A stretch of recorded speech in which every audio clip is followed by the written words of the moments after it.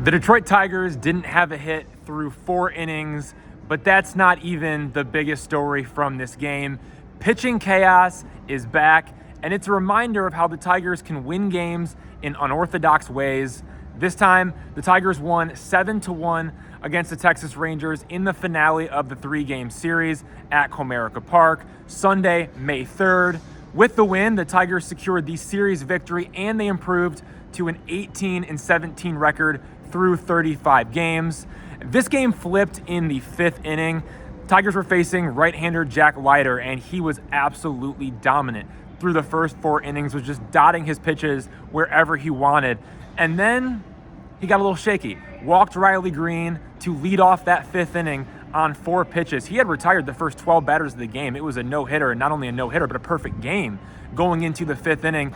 Walking Riley Green on 4 pitches, that made things interesting. And then Spencer Torkelson comes through, 2 strikes, he gets a slider. It's a hanging slider, and he crushes it, pulls it out to left field for a 2-run home run. It was a mistake, and Spencer Torkelson did not miss. That's exactly what makes him special. When he gets that mistake, he does a good job of driving it. We've seen him do it time and time again.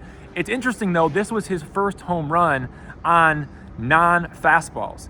He has hit 4-seam fastballs, and he has hit sinkers, but now for the first time, he's hit a breaking ball and off-speed pitch here with this hanging slider. So lots of success for the Tigers hitters, especially with 2 strikes, including the 2-strike home run for Torkelson. But here's what manager A.J. Hinch said about Spencer Torkelson, who has all 6 of his home runs this season in the past 11 games. What Torque is in both of those scenarios is a threat. You know, and he is one swing away. I say it a lot. I know you guys are probably tired of it, but he really is one swing away from changing the game. And even on a night like tonight, I mean, obviously they pitched him tough. They got him to punch out a couple times.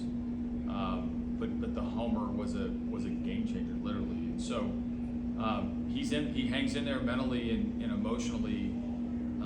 Never really backs down. Doesn't matter if he gets, he chases a little bit, or doesn't matter if he, gets a tough call. He's Torque. He's very stoic and very, very ready for the next opportunity. The real story, though, is pitching chaos. This was supposed to be Casey Mize's start, but he remains on the injured list with a right adductor strain. He's probably going to miss one more start, and then we'll see where we're at after that. So the Tigers went with a bullpen-only game, beginning with left-hander Tyler Holton. The Tigers liked him because of his ability, when he's right, when he's on, to get both righties and lefties out. He's a Swiss Army knife. He can do it all. He has a wide array of pitches. That's why Tyler Holton got the ball first in this one, and he's done it before. He's been the opener in these types of bullpen-only pitching chaos type games. So Tyler Holton gets the ball first, and then it goes to Brenan Hanifee, Brant Hurter, Ricky Vanasco, Kyle Finnegan, Burch Smith. Those relievers, they held the Rangers in check, kept them to only 1 run. That scored against Ricky Vanasco. But aside from that, the other 8 innings, the Tigers shut down the Rangers. And more importantly, they kept their best hitters down. You saw the best hitters, Brandon Nimmo, he's a left-handed hitter. Corey Seager, he's a left-handed hitter. Josh Young, he's a right-handed hitter. Those 3 hitters, they went 3 for 12 with 0 walks and 4 strikeouts. And all 3 of those hits, they were just singles. So no damage from the best 3 hitters in that Rangers lineup. It's a big reason why the Tigers shut down the Rangers in this one. Before the game, some things to discuss. The Tigers called up Zach Short, old friend Zach Short, who played for the Tigers from 2021 to 2023, actually hit his first home run of his MLB career back in 2021 off Framber Valdez, interestingly enough, and then played his most recent Tigers game before this stint back in 2023 as a defensive replacement on October 1st for none other than Miguel Cabrera, the final game of Miguel Cabrera's career. If you remember, he was the DH, then he went to first base. He had that magical ball that he fielded off Stephen Kwan's bat, touched first base, and had that emotional moment with his family. And then Zach Short came in as the defensive replacement for Miguel Cabrera. So a lot of memories for Zach Short here with the Tigers. It's where he made his debut. It's where he hit his first home run. It's where he played alongside guys like Miguel Cabrera and developed good relationships there. And great relationship with manager A.J. Hinch over the years. The Tigers, they signed him to a minor league deal on Friday, and now he's back in the big leagues.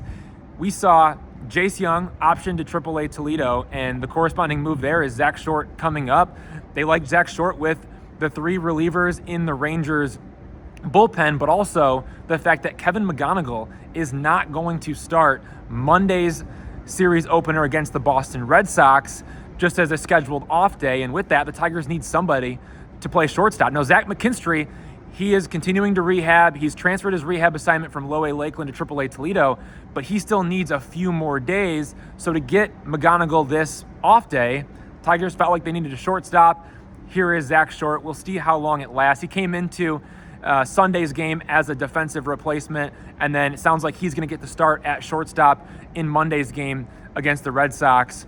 So Zach Short up, Jace Young down.